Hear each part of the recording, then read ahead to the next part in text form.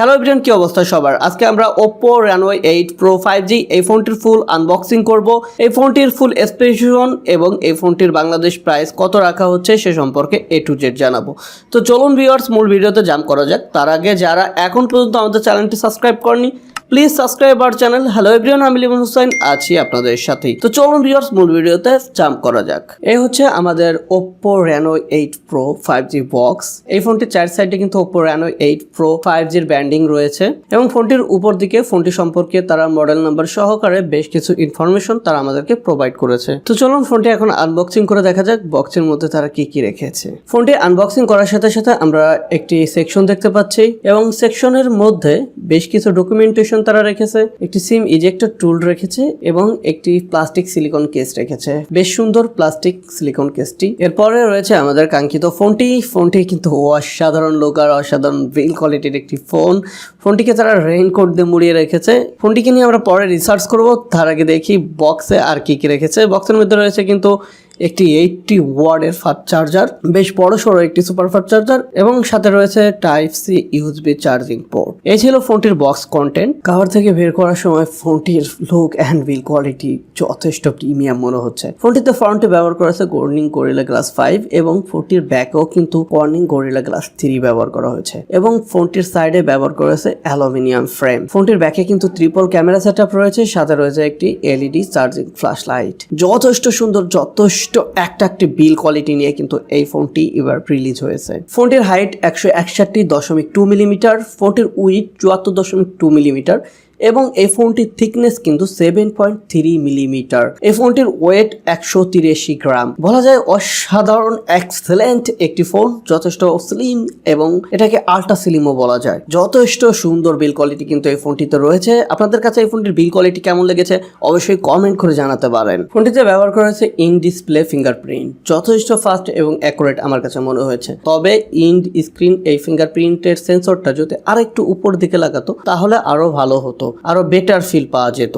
ফোনটির লেফট সাইডে রয়েছে power up and down button এবং ফোনটির নিচের দিকে রয়েছে SIM card slot, primary mic, type C USB charging port এবং স্পিকার গিল। এছাড়া ফোনটির রাইট সাইডে রয়েছে power off and on button, যেটা দিয়ে আপনি ফোনটি অফ এবং অন করতে পারবেন এবং ফোনটির উপর দিকে রয়েছে নয়েজ ক্যান্সেলেশন মাইক এবং একটি এয়ার ব্লাস্টার। ওভারঅল এই ফোনটিতে সবকিছু ঠিকঠাক থাকলেও এই ফোনটিতে কিন্তু 3.5mm হেডফোন জ্যাকটি মিচিং রয়েছে।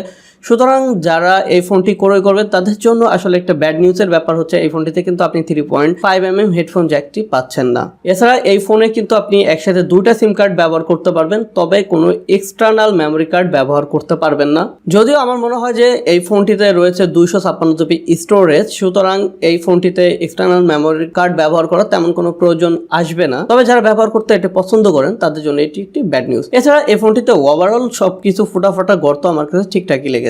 ফোনটি ডিসপ্লেতে ব্যবহার করা হয়েছে 6.7 ইঞ্চির AMOLED display, 120 hertz refresh rate, HDR10+ এবং 950 নিট ব্রাইটনেস এবং এই ফোনটির ডিসপ্লেকে প্রোটেকশন দেবে কর্নিং গরিলা গ্লাস 5 দ্বারা। 5 হোল শেপের এই ডিসপ্লেতে রয়েছে 1080x2412 পিক্সেলের রেজুলেশন, 16 মিলিয়ন কালার অ্যাভেলেবেল রয়েছে এবং এই ফোনটির ডিসপ্লে রেশিও 20:9। বলা যায় অসাধারণ একটি ডিসপ্লে এই ফোনটিতে তারা প্রোভাইড করেছে এবং এই ফোনটির ডিসপ্লে টাচ রেসপন্স যথেষ্ট ফাস্ট কাজ করছে।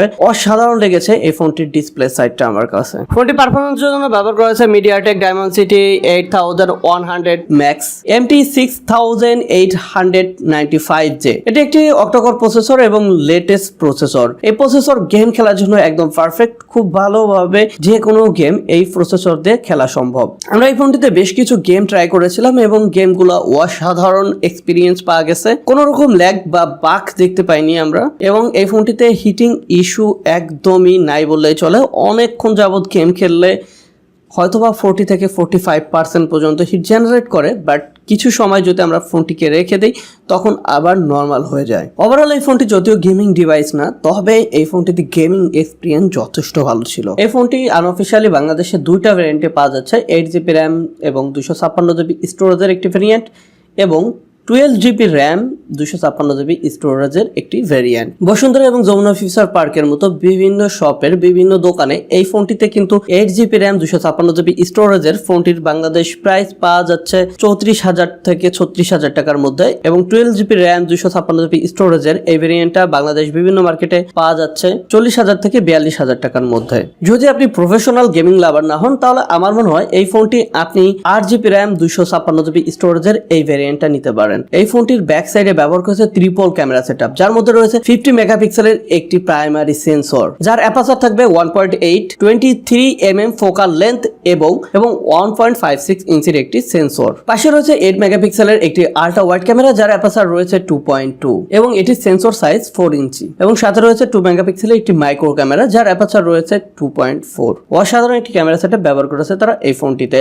অসাধারণ ফটো তোলা যায় এই ফোনটির ক্যামেরা দিয়ে। এটা দিয়ে আমরা বেশ কিছু ছবি ট্রাই করেছিলাম। ফোনটির ডে লাইট কন্ডিশনে খুবই ভালো মানের ছবি তোলা যায়। ছবিগুলোতে পুরোপুরি ডিটেলস এবং শার্পনেস ও লক্ষ্য করা যায়। বেশ ভালো লেগেছে এই ফোনটিতে তোলা ফটোগুলো, এবং এই ফোনটি দিয়ে কিন্তু আপনি সর্বোচ্চ 4K রেজুলেশনের ভিডিও রেকর্ড করতে পারবেন। সুতরাং আপনি যদি সোশ্যাল মিডিয়াতে কাজ করতে চান তাহলে এই ফোনটি আপনার জন্য একদম পারফেক্ট হবে। এই ফোনটির ফ্রন্টে ইউজ করা হয়েছে 32 মেগাপিক্সেলের একটি সেলফি ক্যামেরা, যার অ্যাপারচার রয়েছে 2.4। Oppo সবসময় চেষ্টা করে তাদের ফোনগুলোতে অসাধারণ সেলফি ক্যামেরা প্রোভাইড করার জন্য, এবং এই ফোনটি কিন্তু তার ব্যতিক্রম নয়। এই ফোনটির ফ্রন্ট ক্যামেরা দিয়ে যথেষ্ট ভালো মানের ছবি তোলা যায়। ছবিতে বেশ ভালো ডিটেলস লক্ষ্য করা যায়, এবং তাদের ছবিগুলো একটু গ্লো করে ফেলে ফটো তোলার সময়, যা বেশ ভালোই লাগে। সোশ্যাল মিডিয়াতে সরাসরি শেয়ারেবল যোগ্য।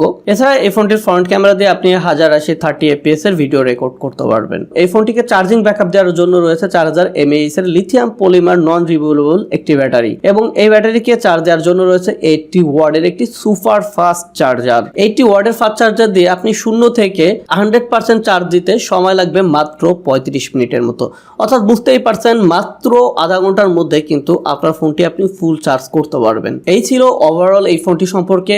ফোনটি আপনাদের কেমন লাগলো অবশ্যই আমাকে কমেন্ট করে জানাতে পারেন। দেখা হবে আবার নতুন কোনো এপিসোডে। আশা করি সবাই ভালো থাকবেন, সুস্থ থাকবেন। ধন্যবাদ সবাইকে।